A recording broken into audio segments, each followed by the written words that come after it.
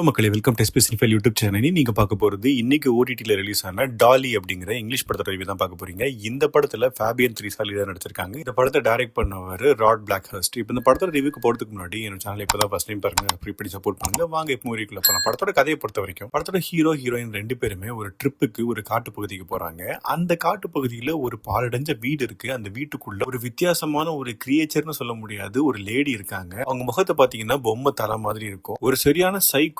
அவங்க பல பொம்மையை காட்டுல இருக்கிற மரத்துல ஆணி வச்சு அடிச்சு வச்சிருப்பாங்க. இந்த லேடி கிட்ட அந்த ஹீரோ அண்ட் ஹீரோயின் ரெண்டு பேருமே மாட்டிடுறாங்க. ஹீரோவை அடிச்சு போட்டு ஹீரோயினை அவங்க வீட்டுக்கு கூட்டிட்டு போய் ஒரு பொம்மை ஒரு குழந்தை மாதிரி அந்த லேடி வளர்க்குறாங்க. இப்ப ஹீரோயின் இந்த லேடி கிட்ட தப்பிச்சு வந்தாங்களா, இல்ல ஹீரோயின் இந்த லேடி கொலை பண்ணிட்டாங்களா, இதெல்லாம் என்ன நடந்தது அப்படின்னு பாக்குறதா இந்த படத்தோட மிச்ச கதை. இது ஒரு ஹாரர் ஜானர். இப்ப இந்த படத்தோட பாசிட்டிவ்ஸ் நெகட்டிவ்ஸ் பார்க்கலாம். மொத பாசிட்டிவா தோன்றது சைக்கோத்தனத்தின் உச்சமா இந்த படத்தை எடுத்து வச்சிருக்காங்க. அடிச்சு கொல்ற சீனா இருக்கட்டும் அண்ட் ஒரு கொடுமைப்படுத்துற விஷயமா இருக்கட்டும், ரெண்டுத்திலயுமே ரொம்ப எக்ஸ்ட்ரீம் வயலன்ஸை காட்டியிருக்காங்க. ஸோ வயலன்ஸ் பிரியர்களுக்கு இது ஒரு பெரிய ட்ரீட்டா இருக்கும். பெர்ஃபார்மன்ஸை பொறுத்த வரைக்கும் அந்த ஹீரோயினும் சரி அந்த வயசான லேடியும் சரி ரெண்டு பேருமே சூப்பரா நடிச்சிருந்தாங்க. என்ன அந்த லேடிக்கு ஃபேஸ் ரியாக்ஷன் காட்ட முடியாட்டாலும் பாடி லாங்குவேஜ்ல ரொம்ப அழகா பண்ணியிருந்தாங்க. இது ரொம்பவே ஒரு வித்தியாசமான கான்செப்ட். இது இந்த மாதிரி ரீசெண்ட் டைம்ஸ்ல எந்த படமும் ரிலீஸ் ஆனதில்லை. இதெல்லாம் தான் இந்த படத்தோட பாசிட்டிவ்ஸ். இப்போ நெகட்டிவ்ஸ் இருப்பாங்களா, எனக்கு நெகட்டிவ் தோன்றது. நான் ஃபர்ஸ்ட் பாசிட்டிவா சொன்ன அதே விஷயம் தான் நெகட்டிவாகவும் வருது. ஏன்னா வயலன்ஸ் டு த கோர் பண்ணியிருக்காங்க. ஸோ ஃபேமிலியோ குழந்தைகளோட கண்டிப்பா இந்த படத்தை பார்க்கவே முடியாது. இந்த குறிப்பிட்ட ஒரு 3-4 கேரக்டர்ஸ் தான் இந்த படம் முழுக்க இருக்கிறதுனால நமக்கு ஒரு பாயிண்ட்டுக்கு மேல சலிப்பு தட்டிடுது. சரி, எப்படி இதை கொல்ல தான் போறாங்க, இல்ல இதை அழிக்க தான் போறாங்க அப்படிங்கிற மாதிரி தான் முடிக்க போறாங்க அப்படிங்கிற மாதிரி நமக்கு ஒரு ஃபீல் வந்ததுனால பெருசா சுவாரஸ்யமா எதுவுமே இல்லை. சினிமோட்டோகிராஃபியும் ரொம்ப பழைய படம் பார்த்த மாதிரி ஒரு ஃபீல் கொடுத்தது. அது இன்டென்ஷனலா அப்படி பண்ணாங்களா அப்படிங்கிறது தெரியல. பட் ஆனா புது படம் மாதிரி ஒரு ஃபீலே இல்லை. மொத்தத்தில் இந்த படத்தை பத்தி சொல்லணும் அப்படின்னா